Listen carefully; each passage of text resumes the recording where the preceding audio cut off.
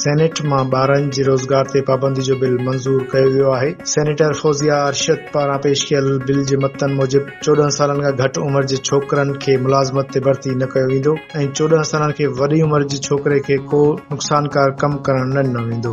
Bill जे मतन मूजिब 14 सालनि खां वॾी उमिरि जा छोकरा 3 कलाकनि खां वधीक कम न कंदा ऐं अहिड़ी मुलाज़मत करे सघंदा जंहिंसां संदसि तालीम मुतासिर न थिए, जॾहिं त इन खां शाम 5 वॻे खां सुबुह 9 वॻे दौरान कम न वरितो वेंदो। बिल जे मतन में चयो वियो आहे त 14 सालनि खां घटि उमिरि जे छोकरे खे मुलाज़मत ते रखण ते 6 महीना कैद ऐं 50,000 रुपया ॾंड हूंदो। ॿारनि खे नुक़सानकार कम लाइ भर्ती करण ते 1 लख रुपया ॾंड ऐं 3 सालनि ताईं कैद, जॾहिं त ग़ुलामी, जबरी पोरे या हथियारबंद तकरार में इस्तेमाल करण ते 10 लख रुपया ॾंड ऐं 3 सालनि जी सज़ा हूंदी। मतन मूजिब ॿार खे पोर्नोग्राफी लाइ इस्तेमाल करण ते 10 लख रुपया ॾंड, 3 साल कैद जी सज़ा हूंदी, जॾहिं त मंशियात लाइ इस्तेमाल ते भी इहा ई सज़ा हूंदी। असां पंहिंजे ॾिसण लाइ हिकु भेरो ॿीहर ॿुधाईंदा हलूं त 14 सालनि खां घटि उमिरि जे छोकरनि खे मुलाज़मत ते भर्ती करण जो बिल सेनेट मां मंज़ूर कयो वियो आहे। मेरा मोहम्मद रजा नाम है और मेरी 11 साल उम्र है। मैं रबड़े लगाता हूँ, ये मुझे हो गए 1 साल। आप साथ पढ़ते भी हो? जी।